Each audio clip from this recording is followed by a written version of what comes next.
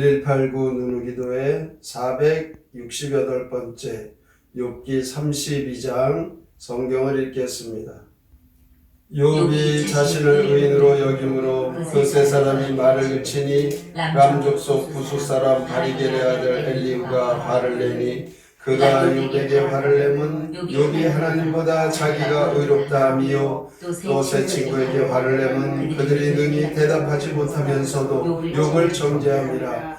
엘리후가 그들의 나이가 자기보다 여러 해 위이므로 욥에게 말하기를 참고 있다가 세 사람의 입에 대답이 없음을 보고 화를 내니라. 부수 사람 바라겔의 아들 엘리후가 대답하여 이르되 나는 연소하고 당신들은 연로하므로 뒷전에서 나의 의견을 감히 내놓지 못하였노라. 내가 말하기를 나이가 많은 자가 말할 것이요 연륜이 많은 자가 지혜를 가르칠 것이라 하였노라. 그러나 사람의 속에는 영이 있고 전능자의 숨결이 사람에게 깨달음을 주시나니 어른이라도 지혜롭거나 노인이라고 정의를 깨닫는 것이 아니니라. 그러므로 내가 말하노니 내 말을 들으라. 나도 내 의견을 말하리라. 보라, 나는 당신들의 말을 기다렸노라. 당신들의 슬기와 당신들의 말에 귀 기울이고 있었노라. 내가 자세히 들은즉 당신들 기울이 의욕을 꺾고 그의 말에 대답하는 자가 없도다. 당신들이 말하기를 우리가 진상을 봐야겠으나 그를 추궁할 자는 하나님이시요 사람이 아니라 하지 말지니라. 그가 내게 자기 이론을 제기하지 아니하였으니 나도 당신들의 이론으로 그에게 대답하지 아니하리라. 그들이 놀라서 다시 대답하지 못하니 할 말이 없음이었더라. 당신들이 말없이 가만히 있어서 다시 대답하지 아니할지 내가 어찌 더 기다리랴. 나는 내 본분대로 대답하고 나도 내 의견을 보이리라. 내 속에는 말이 가득하니 내 영이 나를 압박함이니라. 보라, 내 배는 봉한 포도주통 같고 터지게 된 새 가죽부대 같구나. 내가 말을 하여야 시원할 것이라. 내 입을 열어 대답하리라. 나는 결코 사람의 낯을 보지 아니하며 사람에게 무릎을 굴리지 아니하리니 이는 아첨할 줄을 알지 못함이라. 만일 그리하면 나를 지으신 이가 속히 나를 데려가시리로다. 욥기 32장 시 젊은 엘리후의 등장 함께 읽겠습니다. 욥의 세 친구가 입을 다물자 듣고만 있던 엘리후가 나서네. 세 분의 말씀을 기대했지만 아무 결론도 나지 않았습니다. 세 분은 욥의 잘못에 대해 제대로 입증하지 못했습니다. 지혜는 주의 입김에서 나오므로 세 분은 입을 다문 것입니다. 하는 수 없이 제가 입을 연 것은 가슴속이 포도주 끓듯하고 포도주 자루도 터지려 하고 할 말이 너무 많아 그렇습니다.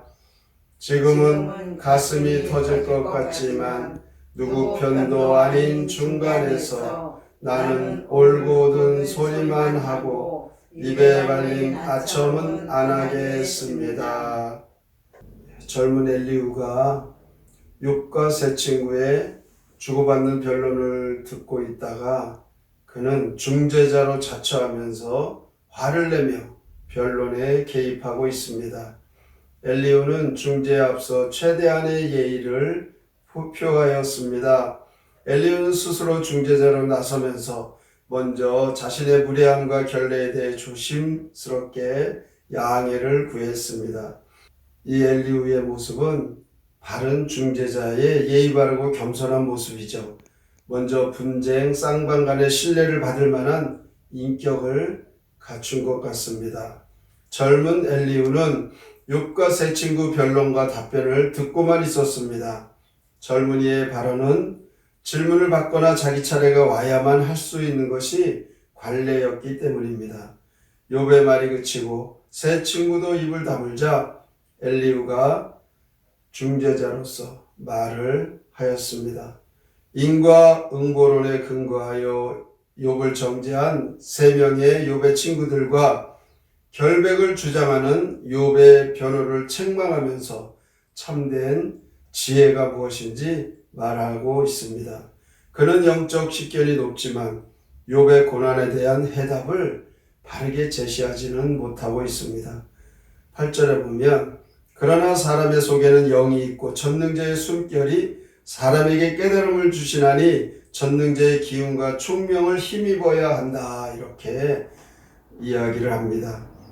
이렇게 중재자는 하늘로부터 오는 신령한 지혜, 성령님을 통한 지혜를 얻고 그 지혜로 바르게 중재를 해야 될 것입니다. 21절부터 22절까지는 이기적 욕심과 아첨을 버려야 한다. 이렇게 엘리후는 주장을 합니다. 그렇습니다. 사심과 간사함을 버려야 한다는 것이죠. 진실로 참 중재자는 진리 앞에서 사람의 얼굴, 사람을 의식하는 것이 아니라 하나님의 얼굴, 하나님의 말씀으로 그 서로 간의 문제를 중재를 해야 됩니다. 인간의 형편과 인간의 얼굴을 보면 그 중재는 제대로 할 수가 없습니다. 그리고 마지막으로 선하고 곧은 신앙 양심을 가져야 한다. 이렇게 말을 합니다. 이렇게 될 때 일상생활에서 오는 분쟁을 조종하게 되고 훌륭하고 온전한 중재자의 그 중재가 될 것입니다. 그런데 아무리 중재를 잘한다고 해도 서로 상대방의 그 속사정과 그 형편을 잘 알 수가 없습니다. 우리의 참된 중재자는 예수 그리스도이십니다. 그리스도는 우리의 완전한 중재자가 되십니다. 주님이 십자가에 달려 돌아가시고 우리가 죽어 마땅한 우리가 하나님과 우리의 사이에 예수님이 중재자가 되셨던 것이죠. 야고보서 3장 18절의 말씀에 보면 화평하게 하는 자들은 화평으로 심어 의의 열매를 거두느니라 라는 말씀대로 예수 그리스도는 우리의 화평이십니다. 하나님과 우리 사이에 있는 그 담을 허시고 우리와 하나님을 화평을 이루게 하셨습니다. 예수님은 하나님과 우리 사이의 중보자이십니다. 예수님이 아니고서는 우리가 하나님께로 나아갈 수가 없고 하나님과 화목할 수가 없습니다. 중보자 예수님 때문에 우리가 하나님의 형상을 회복했습니다. 하나님의 자녀가 되었습니다. 하나님 보좌 앞에 담대히 나아갈 수가 있게 되었습니다.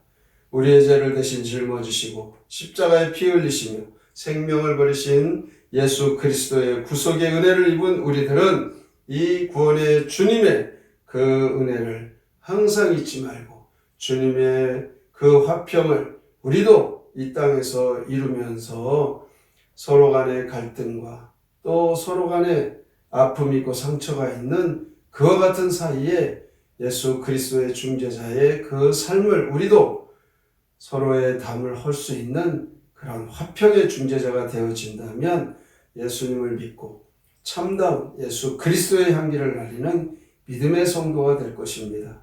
오늘도 이렇게 하늘로부터 오는 성령 하나님 주시는 지혜와 은혜로 하나님께서 우리에게 기대하시는 대로 화평을 이루며 살아가시기를 주님의 이름으로 축원합니다. 아멘. 성경의 노래 욥기 32장 함께 부릅니다.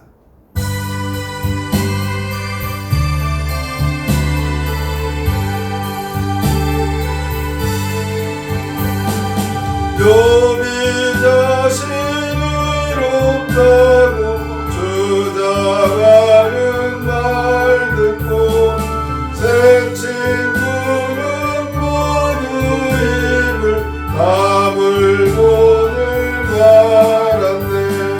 무수 사람 엘리후가 말을 참지 못하여 욥과 친구 말씨를 매기어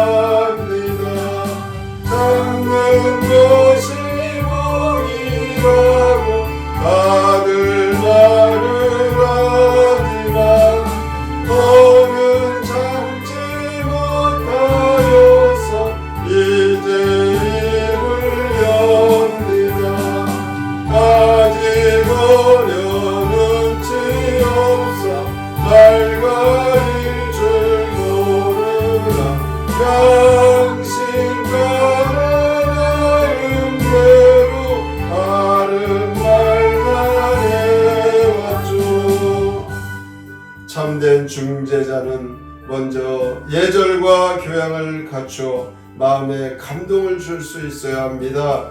그리고 하나님의 은밀한 비밀을 익히 알고 성령 하나님이 날마다 역사하시고 내 가운데 인도하심을 힘입어 하늘로서 오는 신령한 지혜로 중재를 해야 합니다. 오늘도 우리가 예수 그리스도의 그 중재자의 그 삶을 살아가는 우리라는 것을 깨닫고 은혜와 화평을 이루는 삶으로 우리가 살아가게 하여 주시옵소서. 오늘의 말씀을 생각하고 다짐하며 함께 통성으로 기도합니다. 하나님 아버지 감사합니다. 주께서 우리를 사랑하시고 하나님의 소리에 인도하여 주시고 우리를 바라보고 믿음으로 살아가는 인도하여 주시니 감사합니다. 열리로 화를 내며 그는 중재에 나섭니다. 그러나 최대한 예의를 표합니다. 엘리오는 이것의 칭찬 혼란과 덕분을 듣고만 있었습니다. 그는 중재입니다. 새 친구와 요백에 이전 음식과 아침을 버려야 한다라고 주장합니다. 선하고 진한 양심 살아가야 하는 것입니다. 그러나 이렇게 중재할 수 있는 우리의 참된 중재자 오직 예수 그리스도이십니다. 오늘도 주님이 중재되어 주셔서 하나님과 우리 사이에 바뀐다고 하시고 하나님과 화평을 이루어 가시는 주 우리가 이렇게 주님의 그 은혜 주님의 그 사랑 하나님의 자녀들과 우리도 이